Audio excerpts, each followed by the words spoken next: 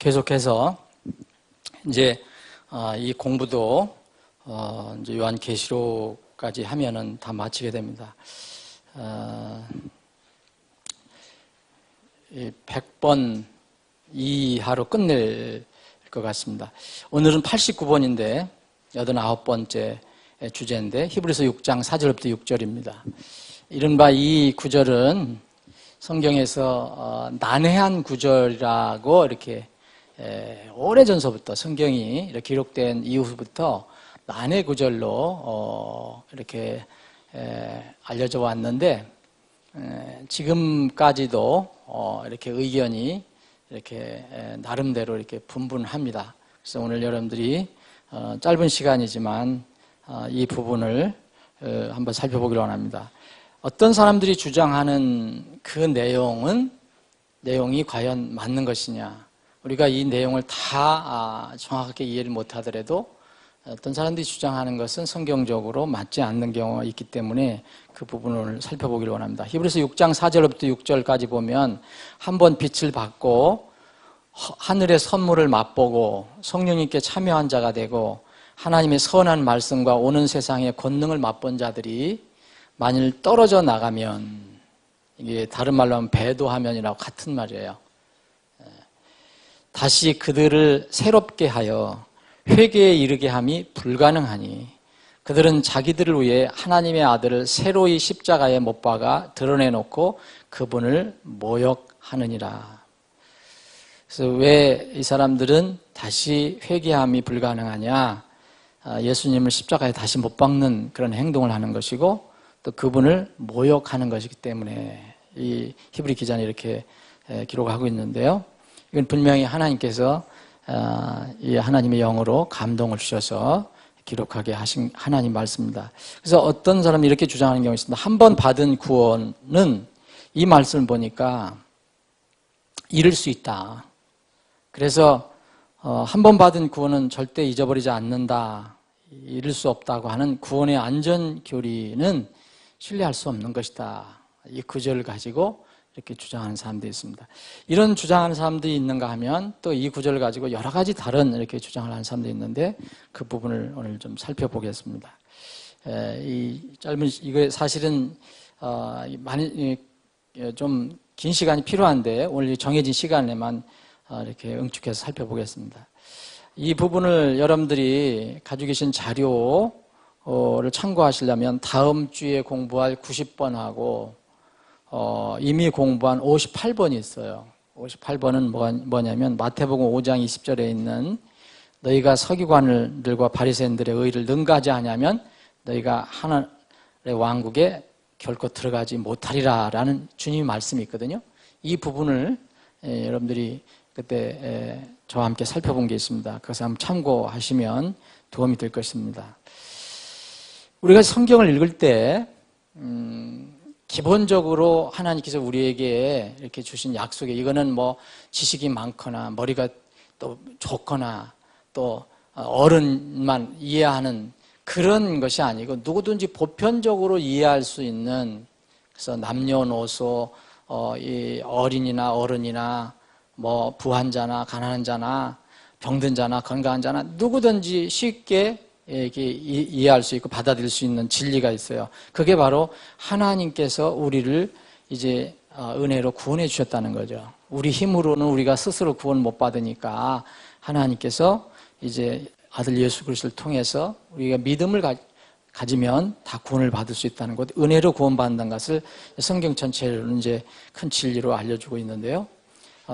그런데 이 성경을 우리가 읽어볼 때 오늘 이 구절처럼 구원, 이 영혼의 구원 여부에 대해서 좀 혼란스러운, 뭐랄까요, 좀 혼동스러운 그런 구절들이 있어요. 그래서 이런 구절들을 보면 구원을 잃어버리는 것도 같고 잃어버릴 수 있는 것도 같고 이걸 어떻게 해석해야 되느냐 이렇게 우리가 의문을 갖는 경우가 있는데 이 말씀을 다시 한번 여러분들이 한번 잘 묵상하시면서 이 세 가지, 뭐 네 가지 방향으로도 우리가 접근할 수 있는데 오늘은 세 가지 방향으로 한번 접근을 해보겠습니다. 여러분들이 기도하시는 마음으로 이 공부를 하시면서 여러분들이 이 마음으로 이렇게 감동되시는 대로 택하시면 되겠어요. 안 택하셔도 좋아요. 택하시도 않고 이런 의견이 있다. 그런데 하나님께서 주신 진리는 기본적인 단순한 진리는 흔들리지 않습니다. 그만하시고 첫 번째로는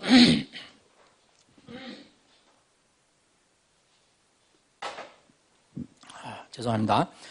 첫 번째로는 이른바 알미니안주의식의 해석입니다. 여러분 이건 이제 신학적으로 여러분들이 모르셔도 상관없는데 알미니안주의라는 것은 이 칼빈이 이렇게 어떤 이 신학 사상 시스템을 만들었어요.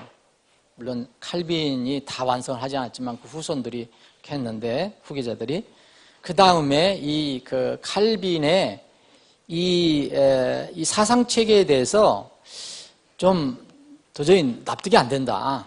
이건 이해가 안 된다. 이건 좀 성경적이 아닌 것 같다라고 해서 나타난 그런 사상 이 파가 뭐냐면 알미니안주예요. 다 알미니아누스라는 사람이 한 거고 여기는 칼빈이 그 사람이 주장한 것을 체계화한 것이 이제 알미니안주의인데 알미니안주의는 뭐냐? 칼빈주의는 뭐냐? 정말 하나님께서 예정한 사람은 절대 구원을 잃어버리지 않는다는 것. 그게 그 중에 하나 있습니다. 근데 알미니안주의는 그리고 이제 칼빈주의는 뭐 내가 믿지 않아도 언젠가는 하나님께서 예정을 해놓으면 믿어서 구원받게 된다. 대략. 그래서 이런 근본적인 믿음을 가지고 있는 것이 장로교입니다. 지금 장로교. 근데 장로교에 다니는 사람들이 다 그걸 아냐 몰라요. 근데 장로교가 세워진 그 근간은 그걸 가지고 있어요. 칼빈주의예요. 그래서 여러분 칼빈 얘기를 많이 하는 게 그겁니다. 근데 아니 어떻게 성경에는 이렇게 믿음으로 구원받는다고 하는데 너희들 믿어야 된다고 얘기하는데 믿지 않은 사람들은 멸망받는다고 했는데 어떻게 그렇게 얘기할 수 있느냐. 그래서 이것을 이제 반박해서 나온 그 주의가 알미니안주의예요. 이제 알미니아누스라는 사람을 중심으로 해서 사상 체계가 구성된 건데 이 알미니아주의의 여러 가지가 있지만 그 중에 하나는 칼빈은 예정됐으면 반드시 구원받는다. 그런데 알미니아주의는 아니다. 예정이 된 게 아니라 개인의 믿음을 통해서 구원을 받는데 그 믿음은 자기 개인의 믿음이니까 또 이렇게 타락을 하거나 믿음을 떠나면 받았던 구원도 잃어버릴 수 있다. 대략적으로 제가 이제 이 오늘 주제에 관해서 연결시켜서 말씀하는 겁니다. 칼빈주의는 복잡하고 알미니아주의도 복잡해요. 그게 바로 알미니아주의식입니다. 그러면 지금 시대의 교회가 어떤 교회가 대략 있느냐? 감리교회가 대표고요. 또 이제 성결교회라든지 이런 데가 바로 알미니안주의 그 교회예요. 거기 있는 다니는 성도들은 잘 모르지만 그래서 이 알미니안주의식으로 해석을 하는 겁니다.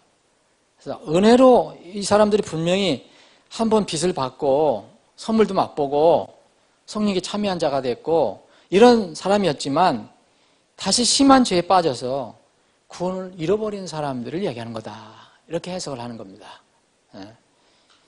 그래서 이러한 접근법은 결론적으로 말씀드리면 우리는 받아들일 수가 없어요. 왜냐하면 우리가 은혜로 구원받으면 우리가 은혜로 또 은혜라는 것은 내 힘으로 되지 않는다는 얘기죠. 하나님께서 우리를 구원해 주셨으면 하나님께서 구원해 주신 당신의 백성을 끝까지 구원은 보존해 주신다는 거예요. 그래서 성경 전체의 가르침이 그거니까 구원을 우리가 보존하려고 우리 힘으로 우리 노력으로 우리 애씀으로 할 수 있느냐? 그건 불가능하다. 그래서 은혜로 구원받은 사람은 그럼 왜 그 구원을 유지할 수 있느냐? 우리 안에 성령님이 들어오시기 때문에 하나님이 들어오시기 때문에 우리 성전을 삼으시기 때문에 우리는 하나님의 능력을 소유한 사람이 되기 때문에 이런 정말 엄청난 죄를 과연 짓고서도 무감각할 수 있느냐? 그래서 그건 성경적으로는 불가능하다.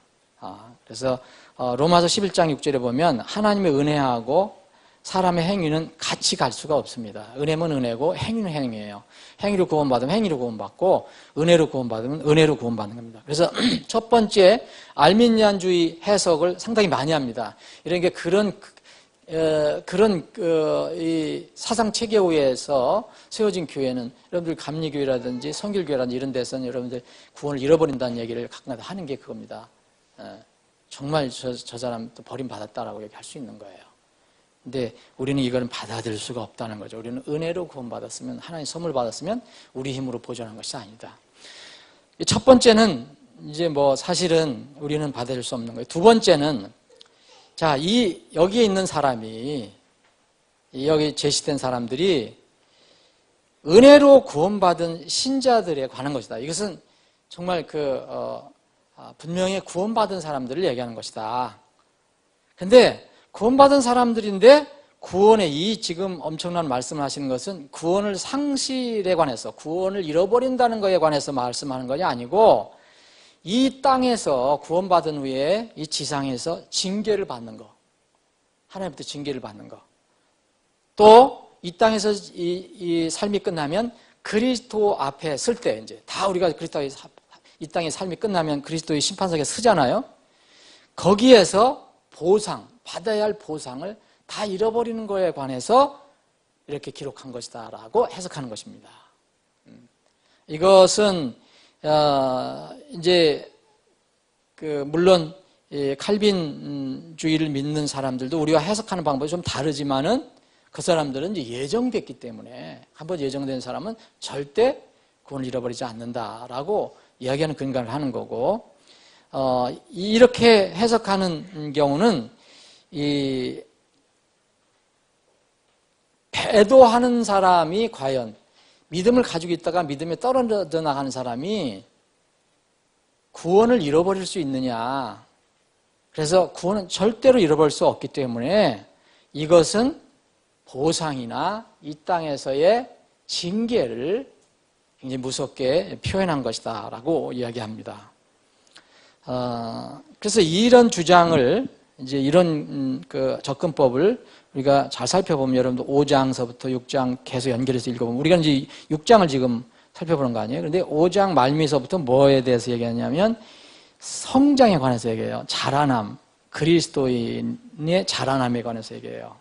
그래서 6장 1절로부터 보면 이제 너희들 이제 제발 구원받았다면 초보적인 초등학교 수준의 그런 믿음에서 이제 벗어나서 더 성장 좀 해라.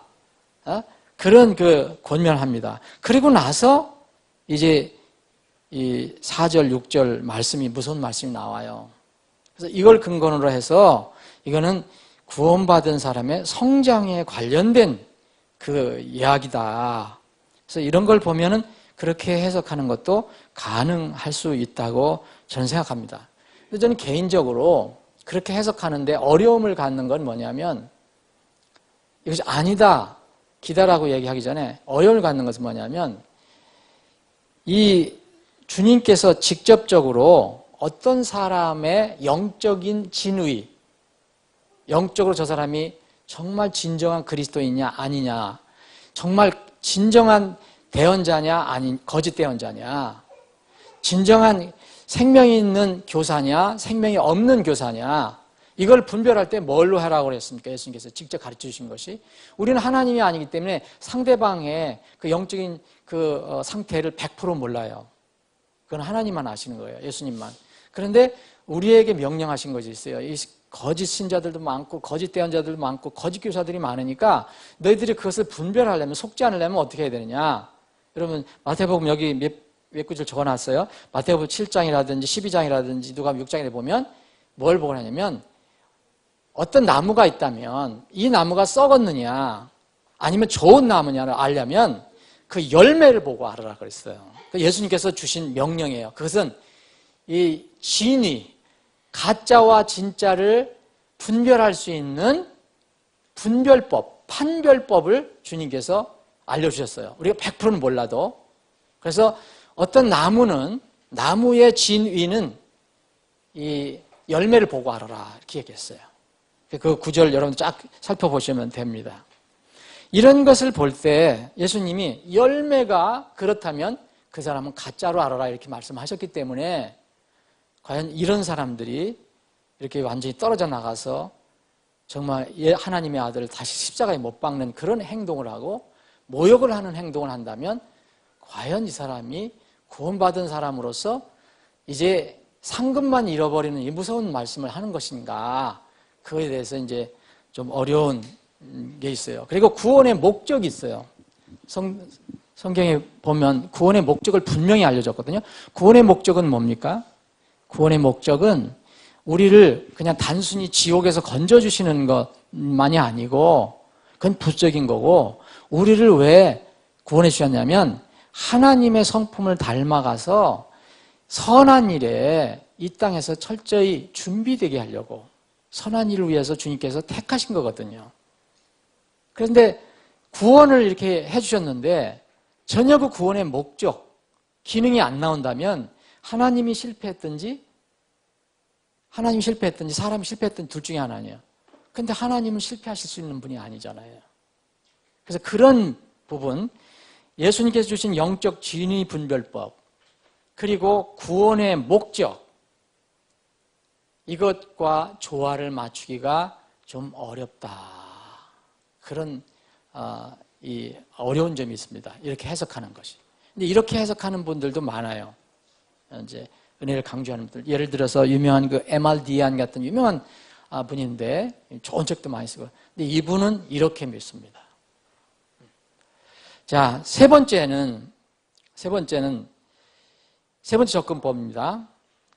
첫 번째나 두 번째는 뭡니까? 첫 번째나 두 번째는 다 구원받은 사람입니다. 근데 첫 번째는 잃어버릴 수도 있다, 구원을. 알미니안주의식으로 얘기한 거고, 여기 두 번째는 구원을 잃어버릴 수 없기 때문에 이것은 상급에 관한 것이다, 징계에 관한 것이다 라고 얘기합니다. 세 번째는 이겁니다. 여기에 제시된 사람들은 구원의 복음을 분명히 접했는데 그 생명으로 연결되지는 못한 사람들이다.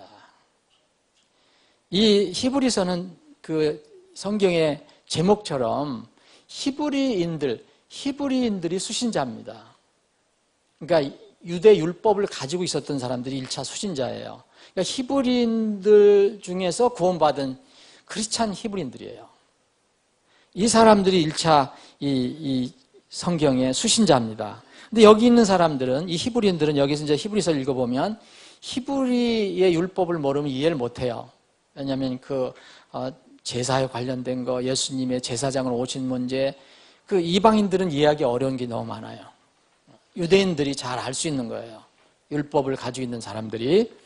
그래서 이 히브리인들은 예수님이 메시아라는 것을 이렇게 전해 들었다. 인지까지 했다. 신앙 고백까지 했다. 그런데 후에 예수님 믿는다는 이유로 많은 뭘 받았습니까, 여러분? 히브리인들 예수 그리스도 믿게 되면 핍박을 받았죠. 여러분들 아시죠? 바울 사도가 예수님 믿고 유대 율법에서 예수 그리스도를 믿고 난 뒤에 뭘 받았습니까? 심한 동족으로서 핍박을 받았죠. 예? 그때 상황입니다. 그래서 히브리인들이 예수님을 믿는다 고백을 했지만 자기 그 사회에서, 동족 사회에서 예수님을 믿는다는 이유 때문에 엄청난 핍박이 들어오니까 돌아선 사람들이다.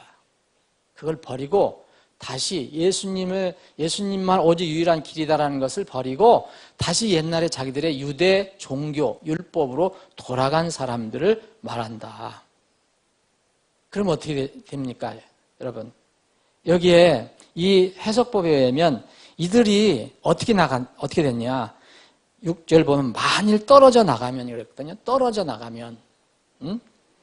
떨어져 나갔다는 것은 여기 이제 그 가정법이지만 어떤 사람들이 그렇게 한다면 그런 얘기입니다. 한다면 떨어져 나갔기 때문에, follow 했기 때문에, 배도했기 때문에 그들이 경험했던 영적 체험들, 여기가 경험했던 영적 체험이 나오잖아요. 한번 빛을 받고 하늘의 선물 맛보고 성령께 참여한 자가 되고, 또 오는 세상의 권능을 맛본 자들. 오는 세상의 권능이 뭡니까? 다가올 천국에 관한 소문을 많이 듣고 말씀을 많이 듣고 권능을 맛본 자들이, 이것은 예수님을 통해서, 사도들 통해서 많은 또 기적도 일어났었거든요. 이런 것을 바라보고 또 참여했던 그런 사람들, 이런 사람들 얘기하죠. 이런 사람들이 그 영적 경험을 했던 것은 생명의 경험이 아니었다는 거예요. 이렇게 해석하는 것은. 그래서 실제로 그들이 많은 경험을 했어도 그것이 영원한 생명의 열매로 연결되지 못했다. 그래서 한 번 빛을 받았다. 이것은 빛을 소유한 것이 아니다.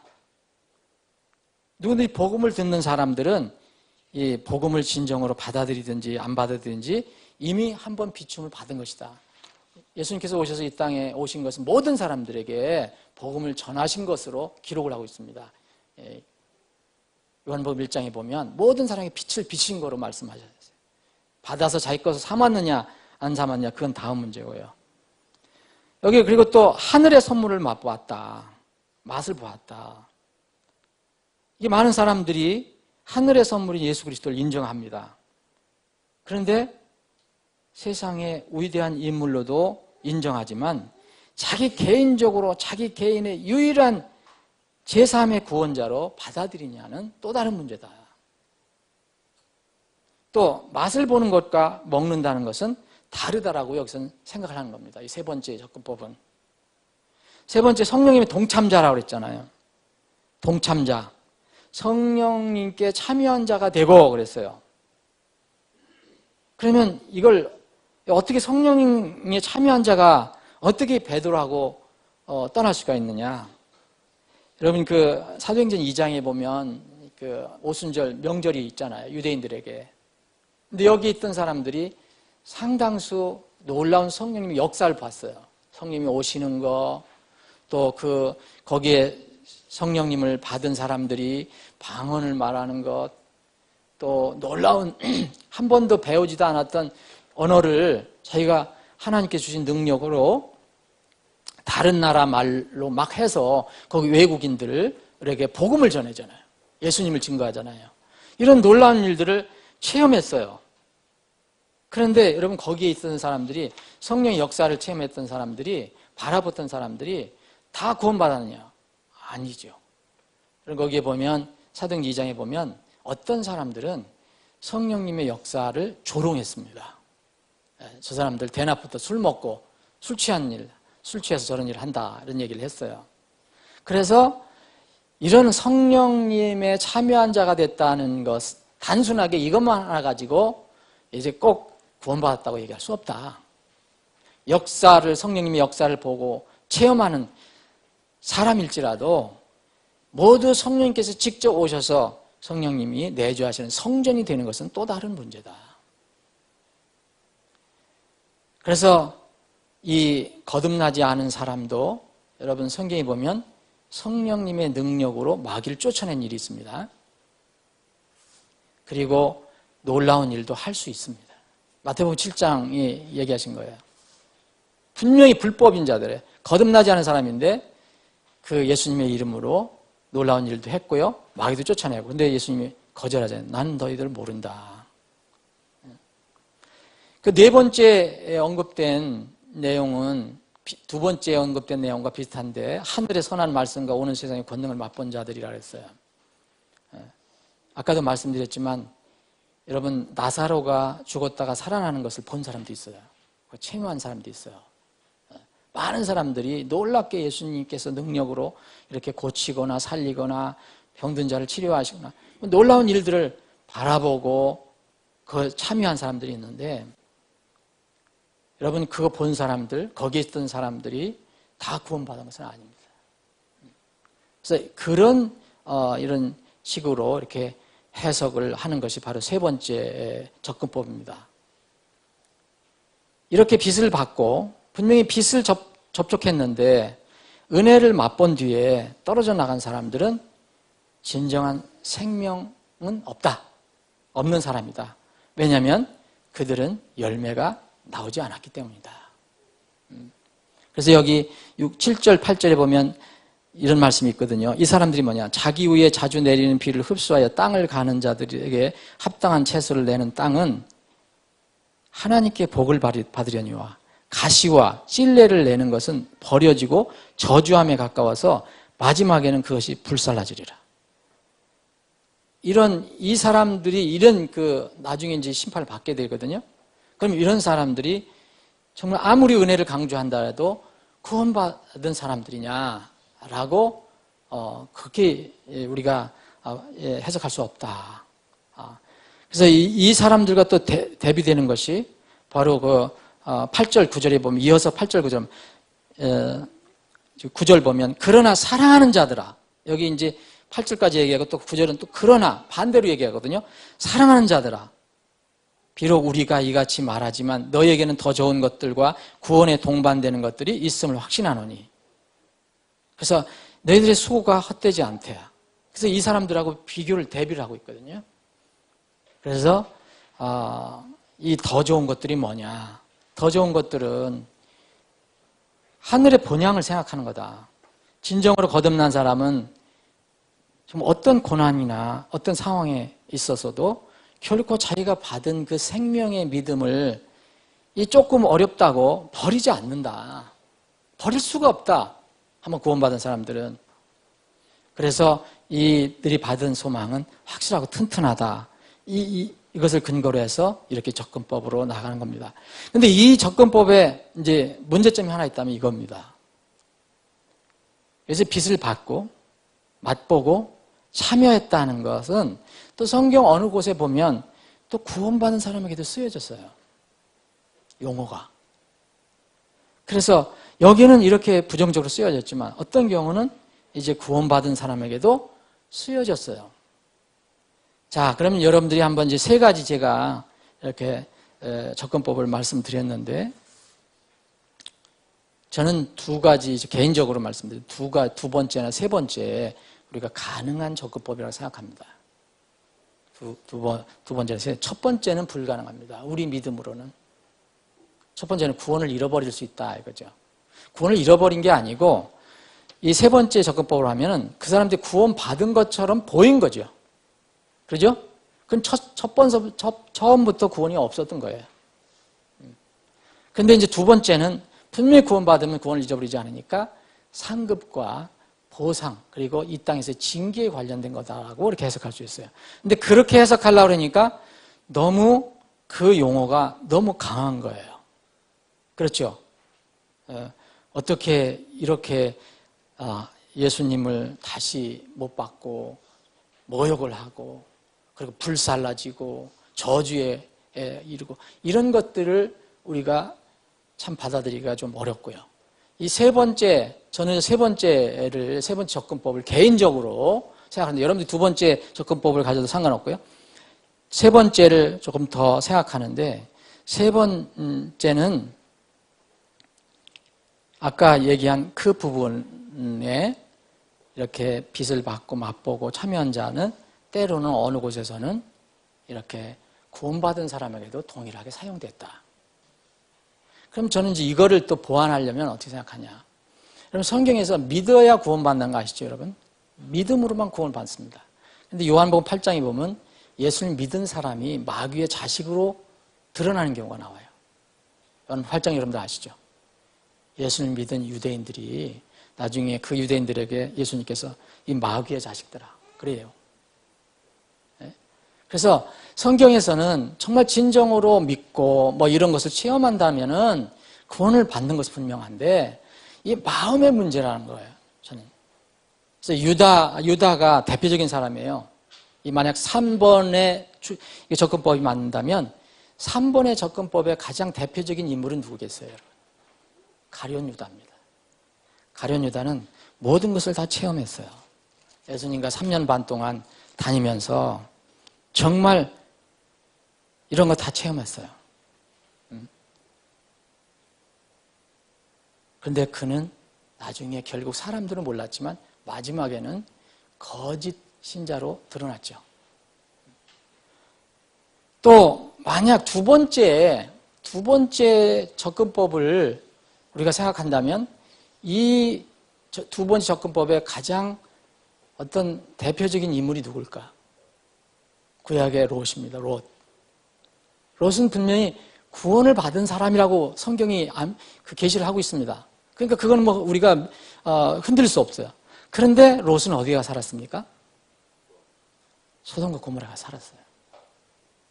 그래서 이 소돔과 고모라에 산 사람은 아무 상급이 없어요. 징계가 또 떨어질 수도 있어요. 이 세상에서. 그런데 이 롯도 여러분 성경에 보면 자기 의가 상했다. 구원받았다는 것을, 육신적으로 살았지만 구원받았다는 것을 드러냈어요. 근데 여기에 있는 사람들은 과연 자기가 구원받았다는 것을 증명할 수 있는 게 있겠느냐, 그거에 대해서는 정말 확신이 없어요. 어쨌든 만약 여러분 두 번째, 세 번째 접근법은, 해석법은 여러분들이 어떤 방향으로 접근하느냐에 따라서 달라질 수 있습니다. 여러분 둘째 해석을 여러분들이 받아들인다면 은혜로 받아요. 우리는 분명히 구원을 은혜로 받아요. 근데 그 받은 구원을 소홀히 여기는 육신적인 그리스도인들에게는 가장 무서운 경고가 됩니다. 정말 여러분들이 이 두 번째 해석을 한다면 여러분 이 말씀이 얼마나 무서운 경고의 말씀인지 아시죠? 정말 구원을 은혜로 받았기 때문에 우리는 가볍게 여길 수가 있어요. 그런데 그 은혜를 결코 가볍게 여기서는 안 된다. 이게 히브리서 2장에도 그런 말씀이 나와 있습니다. 이 사람들은 은혜의 구원을 누리고 즐기지만 자신을 위해서 희생해 주신 주님에 대해서는 관심이 없어요. 세상 육신의 삶에 쾌락 이런 거, 일시적인 삶 이런 거에만 정신을 쏟고 있는 그리스도인들이에요. 만약 구원을 받았다면 이런 사람들에게는 정말 무서운 경고의 말씀이에요. 세 번째 해석법을 우리가 받아들인다면 우리의 교훈을 얻어야 됩니까? 고린도후서 13장에 나와 있는 말씀이에요. 우린 늘 내 자신의 구원을 점검해야 합니다. 여러분, 고린도후서에 있는 말씀은 바울 사도가 준 것은 고린도 교인들은 다 자기는 구원받은 성도들하고 얘기했어요.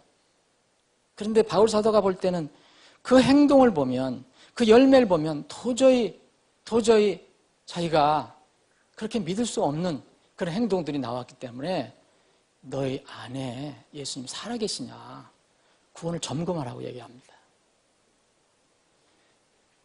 이 말씀은 어떻게 여러분들이 접근하든 간에 우리에게 정말 귀중한 말씀입니다. 여러분들이 두 번째로 접근한다면 우리가 받은 구원을 이렇게 소홀히 다뤄서는 안 되겠다. 이렇게 함부로 세상을 살아서는 안 되겠다는 것을 깨닫게 될 거고요. 세 번째로 우리가 접근한다면 정말 거짓 구원과 참된 구원이 지금 막 뒤섞여 있기 때문에 좀 영적으로 분별하면서 살아야 된다. 나 자신의 구원도 확실히 두고 다른 사람을 도울 때 여러분들 대부분 교회 다니는 사람이 다 구원받다고 얘기하잖아요. 그럼 말씀 나눠보면 몇 번 나눠보면 생명이 없는 걸 금방 알게 돼요. 죄 문제가 해결이 안 됐고 그럼 이런 사람들을 위해서 우리가 어떻게 해야 될 것이냐 이런 사람들이 많이 있으니까 우리의 복음 전하는 방향은 불신자는 당연히고 또 예수님께서 하신 것처럼 예수님이 불신자에게도 복음 전하시고 동일하게 종교를 가지고 있던 유대 종교인들 하나님 믿는다고 하는 유대 종교인들에게도 복음 전하신 거잖아요. 그래서 이것을 우리가 생각을 해야 됩니다. 결론적으로 두 접근법을 여러분들이 어떻게 이해하시든 간에 두 접근법은 다 공통적으로 이걸 얘기합니다. 여기서는 하나님은 우리가 믿는 하나님은 긍휼의 하나님, 은혜의 하나님이지만 여기서 말씀하신 하나님은 공의와 심판의 하나님이시라는 거예요. 공의와 심판의 하나님. 그래서 여기 10장 31절 나중에 다음 주에는 10장을 볼 겁니다. 이 10장 31절에 보면 살아계신 하나님의 손안으로 떨어지는 것은 정말 두려운 일이라고 했어요. 구원받지 않은 사람도 마찬가지고 구원받은 사람도 함부로 산 사람들이 나중에 주님 앞에 섰을 때 하나님의 손에 떨어진다는 거예요.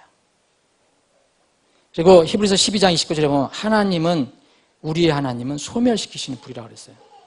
소멸시키는 불. 그래서 부디 이 말씀, 저는 어떤 것을 택하라 말씀드리지 않아요. 여러분들이 한번 묵상해 보시고, 이건 여러분들이 뭘 택하느냐, 그게 논쟁이 아니라 여러분들이 영적인 교훈을 위해서, 영적인 성장을 위해서 주신 거예요. 부디 이 말씀이 여러분들 은혜가 되시기를 바랍니다. 아버지 하나님, 오늘도 모이게 하시고 말씀을 상고해보고 묵상할 수 있는 기회를 허락해 주심을 감사합니다. 오늘 말씀을 어떻게 우리가 접근하더라도 분명히 하나님은 긍휼의 하나님, 은혜의 하나님이지만 동시에 공의의 하나님, 심판의 하나님이시라는 것, 정말 거룩한 하나님이시라는 것을 다시 한번 생각해 보았습니다. 주님 오실 때까지 이 거룩한 하나님을, 이 주님을 우리가 진정한 마음으로 영과 진리 안에서 섬기고 경배할 수 있게 하여 주옵소서. 이 시간 이후로 진행되는 모든 절차를 주님의 손에 의탁합니다.